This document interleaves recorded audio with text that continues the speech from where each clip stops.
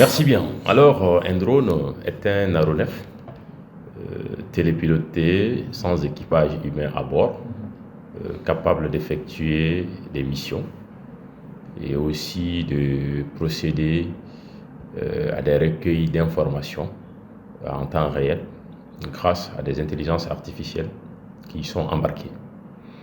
Il faut d'abord savoir que la dronautique, qui est l'ingénierie de conception, d'application des drones, a vu le jour à partir de 1917. Là, c'était lors de la Première Guerre mondiale, où c'était un outil purement militaire. Le premier drone du monde a vu le jour le 2 juillet 1917 pour la petite histoire. Et à cette époque, les drones sont nés pour pouvoir servir les différentes forces armées en termes de recueil d'informations à distance, d'espionnage, de reconnaissance, mais aussi pouvoir effectuer certaines missions de combat tout en réduisant au maximum les risques liés aux pertes matérielles et aussi aux pertes en vies humaines.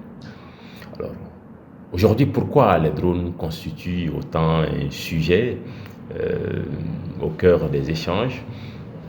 Parce que grâce surtout au boom de TIC, technologie d'information et de la communication, à travers la quatrième grande révolution industrielle, à travers notamment le développement aussi de la nanotechnologie, des capteurs intelligents en version miniaturisée ont vu le jour et ont commencé à être embarqués sur les drones.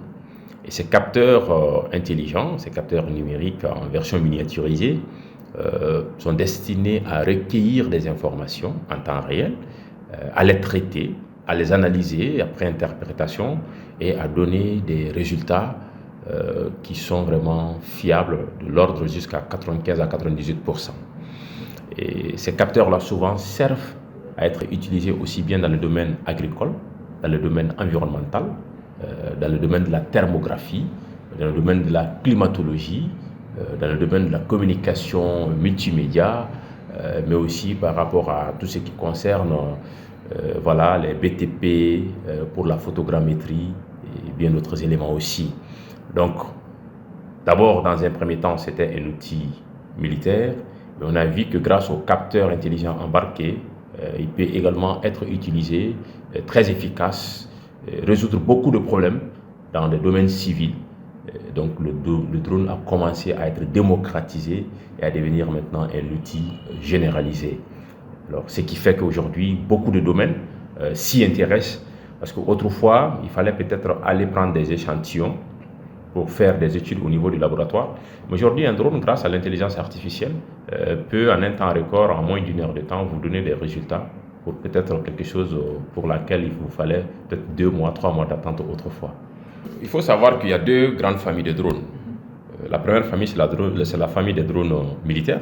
La deuxième famille, c'est la famille des drones civils. Et dans la famille des drones civils, il y a effectivement des drones qui sont utilisés dans l'agriculture.